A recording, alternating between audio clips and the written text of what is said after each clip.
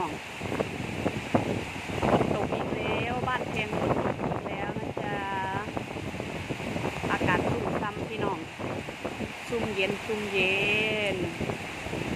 อากาศหนานอนมากเลย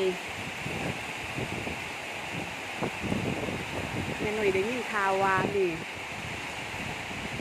อันนี้7 ไร่บอดไปสอบถามมาแล้วน่าจะเป็นอาณาจักรของสาวหน่อยคือเก่าพี่น้องน่าจะเป็นอาณาจักรต่อไปอาจสิเป็นอาณาจักรของสาวหน่อยพี่น้อง7 ไร่พื้นที่ตรงนี้ข้างกำแพงนะเพราะว่าเห็นบอดเป็นล่องไปเสิร์ฟเบิ่งแล้วก็ว่าน่าจะซื้อไว้เฮ็ดหน้าค่ะคือว่าถมในหม่องหันจะไว้เฮ็ดหน้าเว้าเสียงดังเหรอเด้อพี่น้องแต่ว่าฝนมันตกอากาศดีคักมื้อนี้หลังจากกินข้าวแล้วมื้อนี้ลูกเต้าก็มากินข้าวนำมีทั้งแขกทั้งบ่แขกลูกสาวลูกชายแล้วก็แขกบังไฟเพิ่นมากินข้าวนำมื้อนี้แต่ว่าบ่ได้ถ่ายเพราะว่าตอนกินข้าวอยู่ลูกสาวเพิ่นไลฟ์สดพี่น้องสำหรับอันไลฟ์สดกลุ่มปิดวันที่17 18เลื่อนออกไปเนาะพี่น้องเนาะเป็นวันที่29 30เด้อพี่น้องเด้อด้วยสภาวะวิกฤตโรคระบาดเนาะพี่น้องบอดก็เลยเลื่อนไปเป็นวันที่29 30ไลฟ์สดกลุ่มปิดบัตรราคา149 บาทเลื่อนไปเป็นวันที่29 30พี่น้องเขาไปเบิ่งรายละเอียดได้ทางสาวน้อยเพชรบ้านแพงแฟนเพจ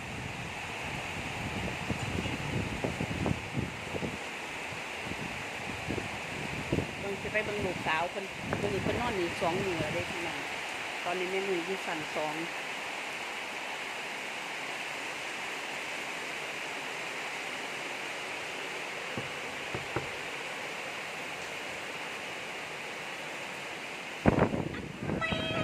ชวิดัก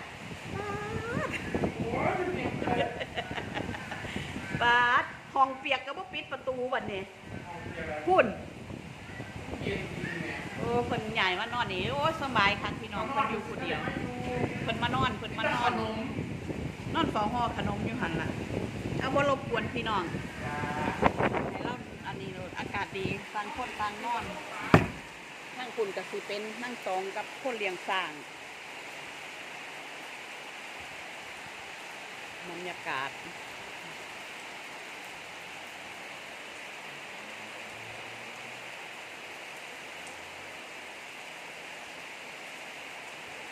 ฝนตกนี่พี่น้องฝนตกบรรยากาศดีค่ะอากาศเย็นสบาย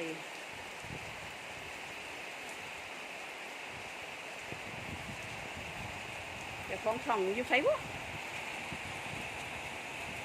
งมเศร้าๆอยู่กับแนวเดียวละพี่น้องเจ้าของช่อง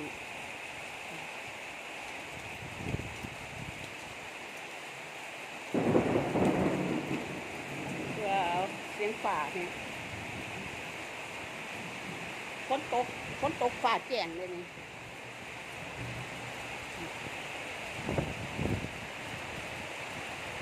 ฝ่าบ่ได้มืดเด้พี่น้องแต่ว่าฝนตก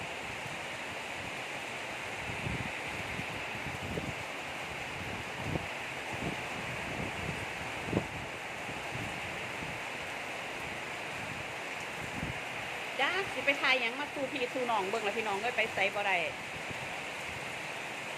หลังจากเมื่อวานนี่เขาไปมอบเครื่องอุปโภคบริโภคให้ทางก็พอสตบ้านแพงเพิ่นกับโรงพยาบาลโกสุมเนาะพี่น้องเนาะไปมอบชุดให้คุณหมอแน่น้ำดื่มแน่แมสแน่เครื่องทำน้ำอุ่นมาปลากระป๋องแน่อยากเสียงไปมอบมาเมื่อวานเนี่ยบอดกับก่อถ้าไปทำบุญทำกุศลน้ำกันพี่น้องต่อไปก็จะเป็นคิวของทางอำเภอกุดลั่งกับจังหวัดมหาสารคามล่ะพี่น้อง สุดอีหยังดอกแม่หน่อยเอิ้นว่าถือแบบถ้าสิเว้าไปย่านเว้าบ่ถืออยากอายที่อยากอายน้องบ่มีหม่องไปพี่น้องเอ้ยฝนตกเพิ่งฝนตกเพิ่งโรคระบาดก็เลยได้เก็บแต่บรรยากาศดีๆรอบๆโดมให้พี่ให้น้องเบิ่งอย่าเฝ้าเบื่อกันเด้อพี่น้องเอ้ยเบิ่งข้อเศร้าชินหอดกันเนาะพี่น้องเนาะพุ่นน่ะฝนนำมาบักคักเด้บัดนี้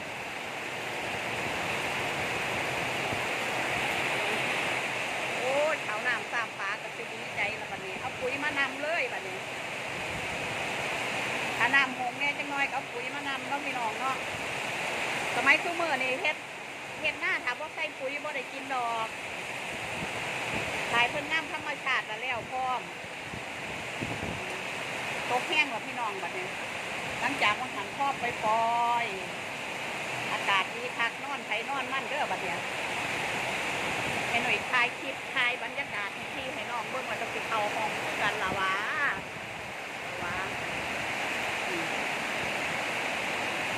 ท่านขุ่นมืดเด้อ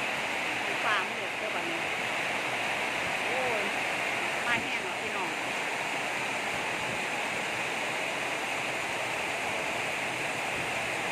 ตกมาแห้งๆโลดคนใส่ใดมีน้ำใส่ปุ๋ยเขารอดแต่น้ำเท่านั้นละ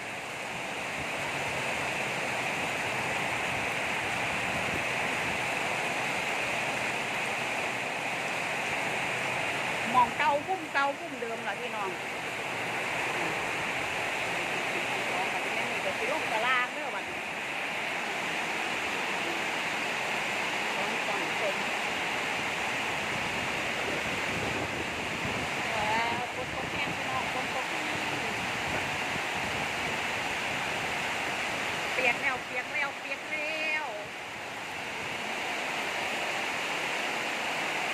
โอ้ตกแห้งดีพี่น้องวันนี้บ่ธรรมดาเลยดีจริง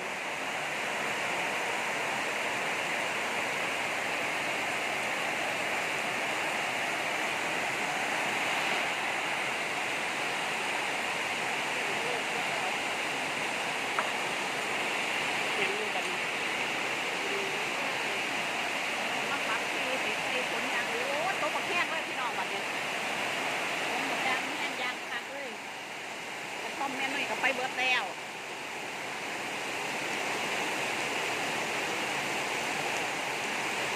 ว่าสิเฮ็ดกับว่าท่านได้เฮ็ดดอกว่าท่านมีงบประมาณน่าจะเบิดหลายอยู่เพราะว่ามันหลังใหญ่เติบตอนนี้รายได้บ่มีติงหยังติงขิ้งหยังกับว่าท่านใดหรอกพี่น้องเงินเก่าก็เอามาพยุงกินเจ้าของไปมือก่อนรถสุดกะเปิดไฟฟ้าวาอยู่ตกบักแห้งเลยพี่น้องเลยเนี่ยตอนนี้แม่หน่วยปลูกบัวไปหั่นหนูเต่าเรื่องมาสิซื้อเม็ดข้าวโพดมาปลูกข้าวโพดนี่พอดีเลยเนี่ยทางผู้ฟ้าเนี่ยเต่าวันเรื่องซะแล้วมีอย่างไรพี่น้องแม่หนุ่ยว่าทำแบบว่าเซฟอย่างปล่อยเข้าไปโอ้เดือดป่ามั่วดินพี่น้องตกแห้งคักเดือดเนี่ยก็ธรรมดาได้คนมันตกบนยางแห้ง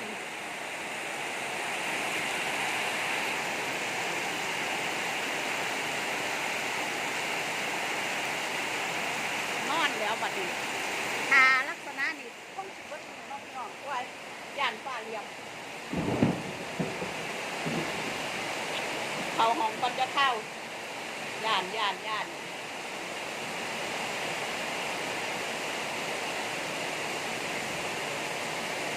กินข้าวเที่ยงแล้วน้องพี่น้องเนาะคงจะกินข้าวเที่ยงแล้วจะไม่มีเราจะกินข้าวเต่าแล้ว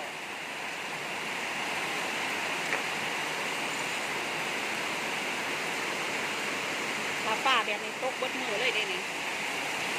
ตรงฟ้าแบบนี้แล้วมีฟองแกงเล็กน้อยเลย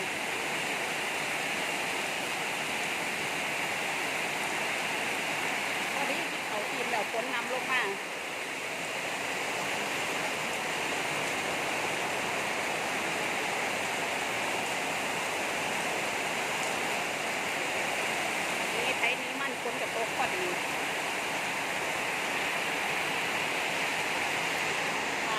ถูกทางบ้านพี่น้องฝนตกบ่พี่น้องตกทั่วฟ้าบ่ฝนตกทั่วฟ้าบ่บ้านแก้งตอนนี้ฟ้าหัวค่ะฟ้าหัวพี่น้องเบิ่งขนาดฝนตกบ่อยู่บ่เศร้าเลยจักสิแม่นหรือว่าจังไดสถานการณ์ยังบ่ดีขึ้นบ่ทันปกติดอกพี่น้องบรรยากาศก็ครึ้มเครืออยู่น้ำไหลหงกระโดมเบิดแล้ว